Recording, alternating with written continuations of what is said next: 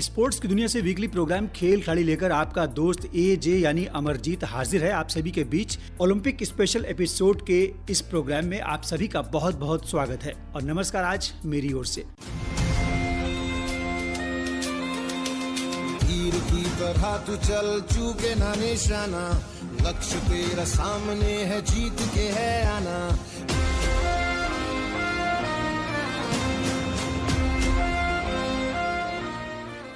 आइए शुरू करते हैं आज का ये प्रोग्राम। टोक्यो ओलंपिक खेलों का उद्घाटन समारोह बीते शुक्रवार 23 जुलाई को जापान के नेशनल स्टेडियम में हुआ। इस समारोह में विभिन्न देश के प्रतिनिधियों ने अपने देश का झंडा थामे मार्च पास्ट किया। कोरोना के कारण ओलंपिक खेलों के 125 सालों के इतिहास में यह पहला मौका है जब ये बिना दर्शकों के खेला जा रहा है। मार्च पास्ट के दौरान सभी खिलाड़ी मास्क पहने हुए नजर आए। ओलंपिक खेलों के इतिहास में ये दूसरा मौका है जब टोक्यो को इस महाकुंभ की मेजबानी मिली है। वैसे जापान 1964, 1972 और 1988 में भी ओलंपिक का आयोजन कर चुका है। 17 दिनों तक 33 अलग अलग खेलों के 339 इवेंट्स होंगे इस 32वें ओलंपिक खेलों में। दुनिया भर के 206 देशों के 11,238 खिलाड़ी इस महाकुंभ में हिस्सा ले रहे हैं, जिसमें भारत के 127 खिलाड़ी हैं, जो अब तक का ये सबसे बड़ा दल भी है, जिसमें 72 पुरुष और 55 महिला खिलाड़ी इस बार ओलंपिक खेलों में हिस्सा ले रहे हैं। इस बार 33 खेल होंगे, जिसमें भारतीय खिलाड़ी 18 खेलों में भाग लेंगे। 8 अगस्त तक होने वाले इस खेलों में इस बार कोरोना महामारी के चलते दर्शकों की मौजूदगी नहीं रहेगी। यहाँ तक कि इस बार खिलाड़ियों को खुद ही ट्रे में से पदक निकालकर अपने गले में पहनना होगा। आबादी के हिसाब से दुनिया का दूसरा सबसे बड़ा अपना देश ओलंपिक खेलों में पदकों के लिहाज से बहुत पीछे है और अभी तक पदक तालिका में कभी दहाई के अंक तक वो नहीं पहुँच सका है। भारत को सबसे अधिक 6 पदक 2012 के लंदन ओलंपिक में मिले थे और 2016 के रियो ओलंपिक में सिर्फ 2 ही पदक मिले थे। 2016 में आयोजित पिछले ओलंपिक में बैडमिंटन में PV सिंधु को रजत पदक और साक्षी मलिक को कुश्ती में कांस्य पदक मिला था। और साथियों, आप ये भी जानना चाह रहे होंगे कि इस बार कौन कौन से नए खेल शामिल किए गए हैं या फिर खेलों में क्या कुछ परिवर्तन किया गया है। तो इस बार 5 नए खेल ओलंपिक में जोड़े गए हैं। Surfing, skateboarding, sports climbing, karate और बेसबॉल। यही नहीं, बेसबॉल पुरुष और सॉफ्टबॉल महिला की ओलंपिक में वापसी हो रही है। टेबल टेनिस में 2020 टोक्यो ओलंपिक में मिक्स्ड डबल्स को जोड़ा गया है। जूडो खेल 1964 में ओलंपिक में आ गया था, लेकिन इस बार मिक्स्ड इवेंट भी होंगे। स्विमिंग, इस साल स्विमिंग में एक नया बदलाव लाया गया है। 800 मीटर की रेस में पुरुषों के इवेंट में शामिल इसे किया गया है, जबकि 1500 फ्री स्टाइल इवेंट महिला प्रतियोगिता में शामिल हुई हैं। वाटर पोलो में रियो ओलंपिक में 8 महिला टीमों ने भाग लिया था। इस बार महिलाओं की 2 नई टीमों के साथ ये संख्या 10 होगी। कयाक, 2020 टोक्यो ओलंपिक में कयाक खेल में भी महिलाओं के 3 इवेंट बढ़ाकर पुरुष खेलों से 3 इवेंट कम कर दिए गए हैं। महिलाओं के इवेंट में कयाक सिंगल 200 मीटर और कयाक डबल्स 500 मीटर इवेंट को जोड़ा गया है। रोइंग, नौकायन में पुरुषों के हल्के 4 इवेंट को 2020 ओलंपिक से हटा दिया गया है, जबकि महिलाओं के 4 इवेंट्स जोड़े गए हैं। 1966 के बाद ओलंपिक रोइंग कार्यक्रम में ये पहला बदलाव है। आर्चरी यानी तीरंदाजी, 1972 से शामिल इस खेल में इस बार मिक्स्ड टीम इवेंट भी शामिल किया गया है। बॉक्सिंग, महिला खिलाड़ियों की संख्या को 3 से बढ़ाकर 5 कर दिया गया, जबकि पुरुष खिलाड़ियों की संख्या 10 से 8 कर दी गई है। ये फैसला लैंगिक समानता को ध्यान में रखते हुए किया गया। और अब बात करते हैं 32वें ओलंपिक में भारतीय प्रदर्शन की। खेलों के महाकुंभ टोक्यो ओलंपिक में भारत की शुरुआत तो अच्छी रही, लेकिन आगे चलकर भारतीय खिलाड़ियों का प्रदर्शन लगातार खराब होता चला गया। शुरुआत अच्छी इसलिए क्योंकि खेलों के दूसरे ही दिन भारतीय महिला वेट लिफ्टर मीराबाई चानू ने देश को पहला पदक दिलवाया। चानू ने 49 किलोग्राम भार वर्ग में रजत पदक अपने नाम किया। इसके बाद कोई भी खिलाड़ी भारत को अभी तक दूसरा मेडल नहीं दिला सका। हालांकि अभी भी कई इवेंट्स ऐसे हैं जिसमें देश को कई खिलाड़ियों से पदक की उम्मीद है। Shooting, tennis, badminton, table tennis से एक के बाद एक निराशा भरी खबरें ही मिली। इस बीच बैडमिंटन, बॉक्सिंग और हॉकी ने भारत की पदक जीतने की उम्मीद को अभी बचाए रखा है। इसके अलावा देश को पहलवानी यानी कि रेसलिंग, जेवलिन, भाला फेंक से पदकों की आस और बढ़ गई है। अब बात करते हैं हॉकी की। भारत की पुरुष हॉकी टीम ने टोक्यो ओलंपिक में बीते गुरुवार को अर्जेंटीना को 3-1 से हरा दिया। अर्जेंटीना की टीम रियो ओलंपिक की गोल्ड मेडलिस्ट रही है। इस बार भारतीय टीम ने जैसा प्रदर्शन किया उससे यही संकेत मिल रहे हैं कि इस खेल में भारत अब पुरानी प्रतिष्ठा दोबारा हासिल करने की राह पर है। ग्रुप राउंड में 3 मैच जीतकर भारतीय टीम ने एक बड़ा रिकॉर्ड भी बनाया है। 37 साल बाद भारतीय टीम ग्रुप स्टेज में 3 मुकाबले जीतने में सफल रही है। आखिरी बार भारत ने यह कारनामा 1984 में किया था। भारत ने अपने तीसरे हॉकी मैच में जबरदस्त प्रदर्शन करते हुए स्पेन को एक तरफा मुकाबले में 3-0 से हरा दिया था। मैच के दौरान भारत ने ताबड़तोड़ हॉकी खेली। टीम इंडिया के तेज आक्रमण और मजबूत रक्षा पंक्ति के आगे प्रतिद्वंदी स्पेन की एक न चली। भारत को इस मुकाबले में जीत दिलाने में रुपिंदर पाल और सिमरनजीत सिंह ने महत्वपूर्ण भूमिका निभाई। टीम इंडिया की तरफ से रुपिंदर पाल ने 2 और सिमरनजीत सिंह ने 1 गोल दागा। इसके पहले भारत को दूसरे हॉकी मैच में ऑस्ट्रेलिया के खिलाफ 7-1 से शर्मनाक हार का सामना करना पड़ा था। वहीं अपने पहले हॉकी मैच में भारतीय टीम ने न्यूजीलैंड पर जीत दर्ज की थी। पहले मुकाबले में टीम इंडिया ने न्यूजीलैंड को 3-2 से हरा दिया था। भारतीय पुरुष हॉकी टीम का टोक्यो ओलंपिक में शानदार प्रदर्शन अभी जारी है। टीम इंडिया ने ओलंपिक चैंपियन अर्जेंटीना को 3-1 से हराकर क्वार्टर फाइनल में जगह बना ली है। भारतीय टीम के शानदार प्रदर्शन के आगे अर्जेंटीनी टीम टिक नहीं पाई। भारत की तरफ से वरुण कुमार, विवेक सागर प्रसाद और हरमनप्रीत ने गोल दागे, जबकि अर्जेंटीना की तरफ से 1 गोल माइक कैसाला ने किया। भारतीय टीम की इस ओलंपिक में ये तीसरी जीत है। वहीं महिला हॉकी से कोई अच्छी खबर नहीं है। ब्रिटेन की महिला टीम ने हॉकी में भारतीय महिला टीम को 4-1 से हरा दिया। इस टीम में टीम इंडिया लय में नजर नहीं आई और पूरे मुकाबले में ब्रिटिश टीम छाई रही। टोक्यो ओलंपिक में भारतीय महिला हॉकी टीम की ये लगातार तीसरी हार थी। भारत और ब्रिटेन के बीच खेले गए मुकाबले में ब्रिटिश महिला हॉकी टीम ने बेहतरीन प्रदर्शन किया। ब्रिटेन की तरफ से दूसरे मिनट में हैना मार्टिन ने गोल कर टीम को बढ़त दिलाई। इस दौरान पहले क्वार्टर के 10वें मिनट में ब्रिटेन को पेनल्टी कॉर्नर भी मिला, जिसका टीम फायदा नहीं उठा पाई थी। वहीं 12वें मिनट में भी भारत को पेनल्टी कॉर्नर मिला, लेकिन टीम इंडिया भी इस अवसर को नहीं भुना पाई। और अब बात करते हैं बैडमिंटन की। रियो ओलंपिक की रजत पदक विजेता और विश्व चैंपियन पीवी सिंधु ने प्रतिष्ठा के अनुरूप प्रदर्शन करते हुए टोक्यो ओलंपिक की महिला एकल बैडमिंटन स्पर्धा के एक तरफा प्री क्वार्टर फाइनल मुकाबले में डेनमार्क की मिया ब्लिचफेल्ड को सीधे सेट में हराकर अंतिम 8 में जगह बना ली है। छठी वरीय पीवी सिंधु ने 41 मिनट तक चले मुकाबले में मिया को 21-15, 21-13 से हराया। डेनमार्क की दुनिया की 12वें नंबर की खिलाड़ी के खिलाफ पीवी सिंधु की 6 मैचों में ये 5वीं जीत है। इस बीच बैडमिंटन से एक दुखद खबर ये भी आ रही है कि दिग्गज भारतीय बैडमिंटन खिलाड़ी नंदू नाटेकर का बीते बुधवार को निधन हो गया।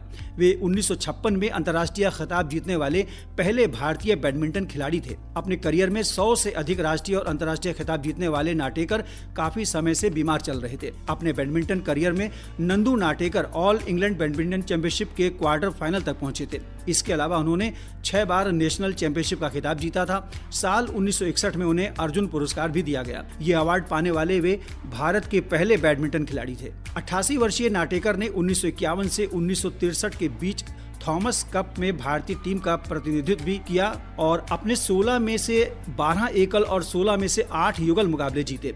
उन्होंने जमैका में 1965 राष्ट्रमंडल खेलों में भारत का प्रतिनिधित्व भी किया था। बैडमिंटन प्लेयर नंदू नाटेकर के निधन पर खेलखाड़ी की पूरी टीम की ओर से हम उन्हें श्रद्धांजलि देते हैं। आकाशवाणी फैजाबाद से इस समय आप सुन रहे हैं साप्ताहिक खेलखाड़ी कार्यक्रम और आज है आपके लिए स्पेशल ओलंपिक एपिसोड। आइए कुछ और खेलों की बात करते हैं।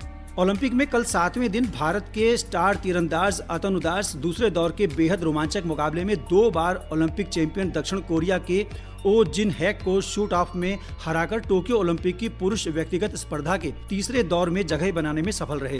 अतनु दास ने पिछड़ने के बाद जोरदार वापसी करते हुए 6-5 से जीत दर्ज की। शूट ऑफ में लंदन ओलंपिक खेलों में व्यक्तिगत स्वर्ण पदक विजेता जिन हैक ने 9 अंक जुटाए, जिसके बाद दुनिया के 9वें नंबर के खिलाड़ी अतनु दास ने 10 अंक पर निशाना साधकर अगले दौर में प्रवेश कर लिया। भारतीय मुक्केबाज सतीश कुमार ने 91 किलोग्राम भार वर्ग के ओलंपिक में पदार्पण करते हुए जमैका के रिकार्डो ब्राउन को पहले ही मुकाबले में हराकर क्वार्टर फाइनल में एंट्री पा ली है। दोनों मुक्केबाजों का ये पहला ओलंपिक है। सतीश ने 4-1 से जीत दर्ज की। राष्ट्रमंडल खेल 2018 के रजत पदक विजेता सतीश ने दाहिने हाथ से लगातार पंच लगाते हुए ब्राउन को गलतियां करने पर मजबूर किया। ब्राउन उन्हें एक भी दमदार पंच नहीं लगा सके। खेलों के महाकुंभ ओलंपिक के बीच भारतीय क्रिकेट टीम ने इस बीच श्रीलंका का दौरा किया। उसने वहां 3 वनडे मैचों की सीरीज खेली और 3 T20 मैचों की सीरीज खेली। वनडे सीरीज 2-1 से भारतीय टीम ने जीती, लेकिन उसे 3 मैचों की T20 सीरीज के दूसरे मैच में श्रीलंका ने हरा दिया। इसके पहले भारत ने पहले T20 में श्रीलंका को 38 रन से हरा दिया था। 25 जुलाई को भारत ने पहले बल्लेबाजी करते हुए शिखर धवन और सूर्य कुमार यादव के दम पर 20 ओवर में 5 विकेट पर 164 रन बनाए। लक्ष्य का पीछा करने उतरी श्रीलंका की टीम 18.3 ओवर में 126 रन पर ही ढेर हो गई। भारत की ओर से भुवनेश्वर कुमार ने 3.3 ओवर में 22 रन देकर 4 विकेट लिए। दूसरे मैच में धनंजय डिसिल्वा ने 40 और विनोद भानुका ने 36 रनों की शानदार पारी खेली। उधर भारतीय महिला क्रिकेट टीम की ओपनर स्मृति मंधाना इस समय इंग्लैंड में खेले जा रहे द 100 टूर्नामेंट में हिस्सा ले रही हैं। इस टूर्नामेंट में उन्होंने अपने बल्ले का जलवा जमकर बिखेरा है। मंधाना की गिनती दुनिया की सबसे बेहतरीन महिला क्रिकेटरों में की जाती है, मगर 29 जुलाई को स्मृति मंधाना ने अपने बल्ले से ऐसा कोहराम मचाया कि दिग्गज गेंदबाज भी पनाह मांगती नजर आईं। इस भारतीय बल्लेबाज ने महिला T20 क्रिकेट का सबसे विस्फोटक अर्धशतक अपने नाम कर लिया है। स्मृति मंधाना ने ये ऐतिहासिक पारी खेली सुपर लीग के एक मैच के दौरान। दरअसल वेस्टर्न स्ट्रोम और लंकाशायर लाइटनिंग के बीच ये मैच 29 जुलाई को खेला गया। इसमें बारिश के चलते मुकाबले को 6 ओवर का कर दिया गया था। वेस्टर्न स्ट्रोम के लिए ओपनिंग करने उतरी स्मृति मंधाना ने आते ही अपने तेवर दिखाने शुरू कर दिए और जब 6 ओवरों का खेल पूरा हुआ तब तक उनके नाम 18 गेंदों पर अर्धशतक का रिकॉर्ड दर्ज हो चुका था। इस मामले में उन्होंने न्यूजीलैंड की सोफी डिवाइन की बराबरी कर ली, जिन्होंने भारत के खिलाफ 18 गेंदों पर ही महिला T20 क्रिकेट का 50 जमाया था। स्मृति मंधाना ने कुल 19 गेंदों पर नाबाद 52 रनों की पारी खेली। इसमें भी दिलचस्प बात यह रही कि उन्होंने 44 रन सिर्फ 9 गेंदों पर 5 चौकों और 4 छक्कों की मदद से ये रन बना दिए। आइए एक बार फिर से ओलंपिक खेलों की ओर चलते हैं और बात करते हैं MC मैरी कॉम की। दिग्गज मुक्केबाज MC मैरी कॉम की टोक्यो ओलंपिक 2020 में महिला फ्लाइटवेट प्री क्वार्टर फाइनल मुकाबले में करीबी संघर्ष के बाद हारने के साथ ही दूसरे ओलंपिक पदक के लिए पदक जीतने का भारत का सपना टूट गया है। वे कड़े मुकाबले में कोलंबियाई खिलाड़ी एंग्रिट से हार गईं। हालांकि मैरी कॉम ने इस मैच के बाद कहा कि अंपायर का फैसला दुर्भाग्यपूर्ण रहा। 6 बार की विश्व चैंपियन अंतिम परिणाम से दंग रह गईं, क्योंकि 2 जजों ने एंग्रिट के पक्ष में फैसला सुनाया जबकि 2 जज भारतीय मुक्केबाज के साथ थे। मैरी कॉम ने आगे कहा कि उन्हें लंबे समय तक इस बात का एहसास ही नहीं हुआ कि वे हार गई हैं। वे लगातार खुद को बतौर विजेता देख रही थीं। वे बताती हैं कि रिंग के अंदर भी वो खुश थीं और मैच खत्म होने के बाद भी दुखी नहीं थीं। लेकिन जब सोशल मीडिया पर अपने कोच को देखा तब एहसास हुआ कि मैच हम गंवा चुके हैं। मैरी को इस बात का दुख है कि वे इस फैसले को चुनौती नहीं दे सकती हैं, लेकिन उन्हें पूरी उम्मीद है कि दुनिया ने सच्चाई देख ली है। भारत और मेजबान श्रीलंका के बीच 3 मैचों की T20 इंटरनेशनल सीरीज का तीसरा और आखिरी मैच कोलंबो में कल खेला गया, जिसमें श्रीलंका ने भारतीय टीम को 7 विकेट से हराकर मैच और T20 सीरीज 2-1 से अपने नाम कर ली। श्रीलंका की टीम ने पहली बार भारत के खिलाफ 3 या इससे ज्यादा मैचों की T20 सीरीज भी जीत ली है। इस मैच में भारतीय टीम के कप्तान शिखर धवन ने टॉस जीतकर बल्लेबाजी करने का फैसला किया। कप्तान धवन का फैसला सही नहीं रहा और भारतीय बल्लेबाजों ने खराब प्रदर्शन किया। पहली पारी में टीम इंडिया पर श्रीलंका की गेंदबाज हावी रहे और टीम इंडिया 5 विकेट पर 20 ओवर में 81 रन ही बना सकी। श्रीलंका को जीत के लिए 82 रन का लक्ष्य मिला था, जिसे टीम ने 14.3 ओवर में ही 7 विकेट बाकी रहते हासिल कर लिया। धनंजय डिसिल्वा ने एक बार फिर से बढ़िया पारी खेली। 23 रन उन्होंने नाबाद बनाए और वनिंदु हंसरंगा ने 14 रन बनाए। गौरतलब है कि दूसरे और तीसरे T20 में भारत की ओर से कई सीनियर खिलाड़ी चोटग्रस्त या फिर कोरोना संक्रमित होने की वजह से नहीं खेल रहे थे। देखा जाए तो श्रीलंका की ओर से भी युवा और नए खिलाड़ी खेल रहे थे, जिसमें वनडे सीरीज 2-1 से गंवाने के बाद T20 में 2-1 से सीरीज जीतकर श्रीलंका ने अच्छी वापसी की। भारतीय टीम अब इंग्लैंड के दौरे पर जाएगी, जहां 5 टेस्ट मैचों की सीरीज का पहला टेस्ट मैच 4 अगस्त से खेला जाएगा। और जाने से पहले आपको 8वें दिन की ओलंपिक अपडेट दे दें। टोक्यो ओलंपिक के 8वें दिन भारत ने एक मेडल और पक्का कर लिया है। महिला मुक्केबाज लवलीना ने 69 किलोग्राम वर्ग के क्वार्टर फाइनल में चीनी ताइपे की नियन चिन चेन को हराकर सेमीफाइनल में जगह बना ली है। लवलीना ने बॉक्सिंग में पहला मेडल पक्का किया है। शटलर PV सिंधु ने भी कमाल का प्रदर्शन किया है। वे जापान की अकाने यामागुची को हराकर सेमीफाइनल में पहुंच गई हैं। PV सिंधु मेडल जीतने से बस एक कदम दूर हैं। वहीं तीरंदाज दीपिका कुमारी महिला व्यक्तिगत का क्वार्टर फाइनल मुकाबला हार कर बाहर हो गई हैं। भारत की पुरुष हॉकी टीम ने टोक्यो ओलंपिक के ग्रुप स्टेज में शानदार खेल दिखाया है। उसने पूल ए के अपने आखिरी मैच में आज जापान को 5-3 से हरा दिया। भारत की ये चौथी जीत है। उसने स्पेन, न्यूजीलैंड और अर्जेंटीना को भी मात दी है। भारत को सिर्फ एक मैच में हार मिली है। ऑस्ट्रेलिया के हाथों उसे 1-7 से हार का सामना करना पड़ा था। जापान के खिलाफ मैच की बात करें तो भारत के लिए 2 गोल गुरजंत, 2 हरमनप्रीत सिंह और 1 गोल जो है नीलकांता शर्मा ने किया।